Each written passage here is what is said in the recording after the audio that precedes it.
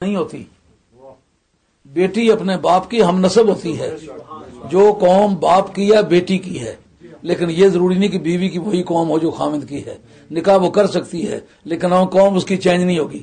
اس کے بطن سے کوئی لڑکی پیدا ہو وہ ماں کی قوم کی نہیں ہوگی، وہ باپ کی قوم کی ہوگی. اس سے پتہ چلتا ہے باپ سے بیٹی کا تعلق بیوی کے مقابلے میں کتنا زیادہ ہے.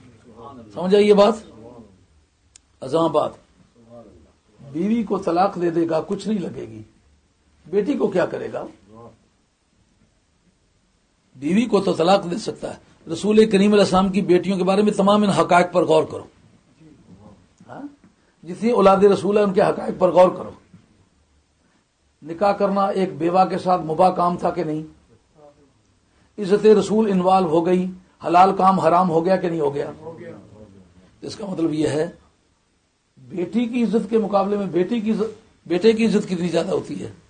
اس کا حصہ شریعت میں دگنا ہوتا ہے. یہ بتاتا ہے کہ بیٹے کا تعلق بیٹی کے مقابلے میں دگنا ہے. کیوں؟ کہ مشکل کا وقت آیا، جان دینے کا وقت آیا، بیٹا دے گا. میدان کربلا میں حسین نے جان دی ہے. بیٹے کی ذمہ داریاں بیٹے قبول کرتے ہیں. بیٹیوں پر برا وقت آیا، بھائی ان کو کندھا رکھتا ہے. آخر وقت تک آپ نے دیکھا ہوگا کفن دینے کے لیے بھائی پیچھا کرتے ہیں. لاکھوں کروڑوں روپے کی مال کا ہو، وہ کہتے ہیں کفن میرے بھائی کا ڈالنا، مجھے اسے توقع ہوتی ہے میرا بھائی میرا کفن لے کے آئے گا. اس کی ذمہ داریاں قبر کی چار دیواری تک جاتی ہیں.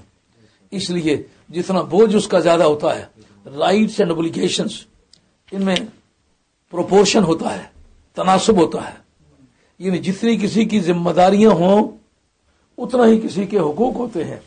کیونکہ بیٹے کی ذمہ داریاں بیٹیوں کے مقابلے میں زیادہ ہیں، اس لیے اس کے حقوق بھی بیٹیوں کے مقابلے میں زیادہ. سمجھے بات؟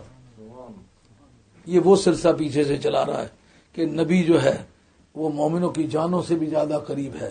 اس کی بیویاں ساری امت کی مائیں لگتی ہیں. پھر یہ کہا کہ ان کے ساتھ تم سرکار کی وفات کے بعد بھی نکاح نہیں کر سکتے ہو. تو پھر یہاں بیویوں کا ذکر ہے، کنیزوں کا ذکر نہیں ہے. لیکن کنیزوں کا ذکر حدیث سے ثابت ہے کہ کنیزیں بھی سرکار سے تعلق بن جانے کے بعد، اب جناب جس نے خریدی ہے اس کی ماں لگی ہے. زر خرید لونڈی ہے، سرکار نے چھو لیا ہے، ایسی تبدیل ہو گئی. اب مجھے بتاؤ کہ لونڈی کا چھونا جو اسے ماں بنا دیتا ہے، سرکار کی اولاد کے حقوق اس لونڈی کے مقابلے میں کتنے زیادہ ہیں؟ سمجھ آتی بات؟ نعرہ تکبیر، اللہ اکبر، نعرہ رسالت، یا رسول اللہ، نعرہ حیدری، حضور مفکر اسلام، تعلیمات مفکر اسلام، فیضان مفکر اسلام. اللہ غنی ہے. تو جس وقت یہ بات سمجھ لی گئی کہ حضور کی بیویاں جو ہیں وہ مائیں ہیں، ان کے ساتھ بعد میں نکاح بھی نہیں ہو سکتا، تو پھر سمجھتے پہ پردے کی شاید ضرورت نہ ہو. کہا نہیں، ہم یہ بتا دینا چاہتے ہیں کہ محبوب باوجود اس کے کہ وہ مائیں ہیں ان کا پھر پردہ ضروری ہے. یہ جتنے مسلمان تشریف لائے ہوئے ہو، یہ میرا پیغام میرے دوستوں، میرے بھائیوں، میری بیٹیوں، میری بہنوں تک لے جائیں. اس میں کہا گیا کہ اے نبی صلی اللہ علیہ وسلم، آپ اپنی ازواج سے کہیے، اپنی بیٹیوں سے کہیے، مسلمانوں کی عورتوں سے کہیے.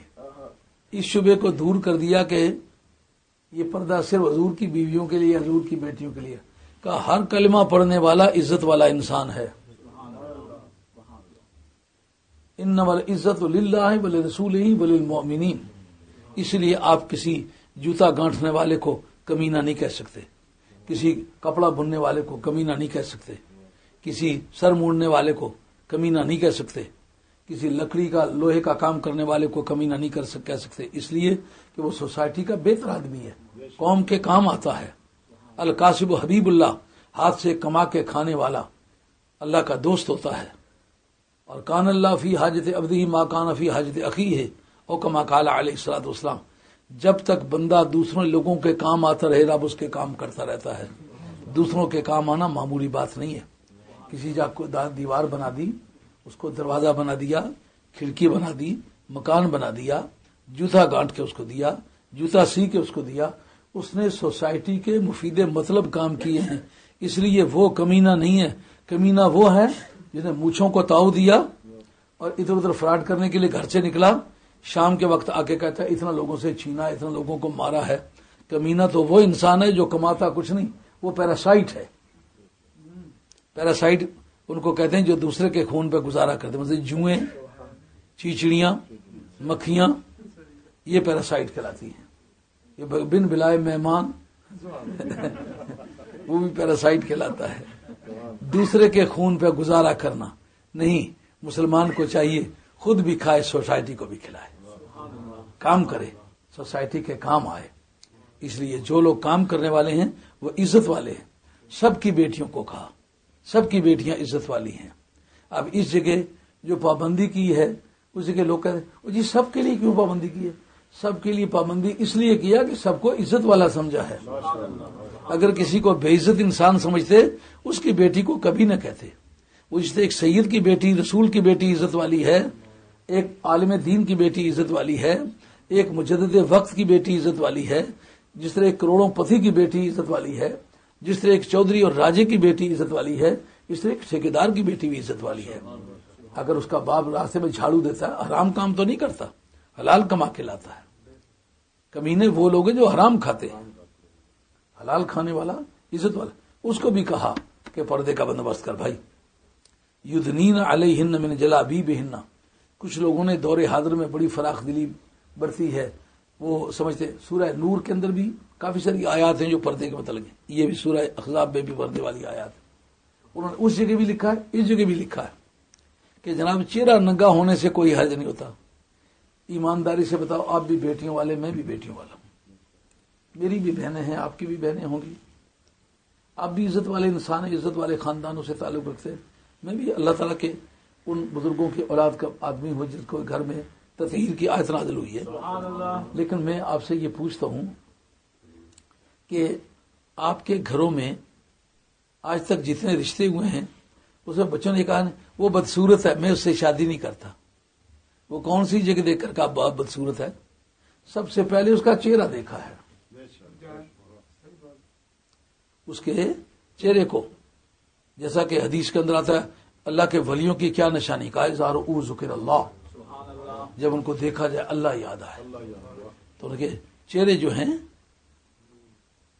تراہم رکعا سجد سیماہم فی وجوہہم من اثر السجود، کچھ لوگوں نے اس کا ترجمہ یہ کیا جن کے پیشانے میں جو گھٹے پڑے ہوئے تھے وہ یہ نہیں، یہ پختہ اینٹوں کو گرم کر کے لگا لیتے ہیں تاکہ پتہ چلے۔ یہ بدعقیدہ لوگوں کو عام دیکھیں، یہ پاؤں پہ گھٹے پڑے ہوئے، یہاں گھٹے پڑے ہوئے ہیں، مطلب بہت نمازی ہے، سخت محنت کرتا ہے، یہ مراد ہے ہی نہیں۔ مفسر کسی مفسر نے یہ معنی نہیں لکھے، مانے اس کے چہرے پر نور اتنا ہوتا ہے۔ جب سرکار نے اونٹنی خریدی تھی، لے آئے، پیسے بعد میں جا کے دینے تھے، کوئی دیر لگ گئی تو اونٹنی بیچنے والا کہتا ہے پتہ نہیں اس آدمی نے فراڈ نہ کیا ہو، اس کی زینہ بولی، زینہ کجاوے میں بیٹھنے والی عورت کو کہتے، خامد کے ساتھ شاپنگ سینٹر میں گئی ہے لیکن بیٹھی ہوئی کجاوے میں ہے۔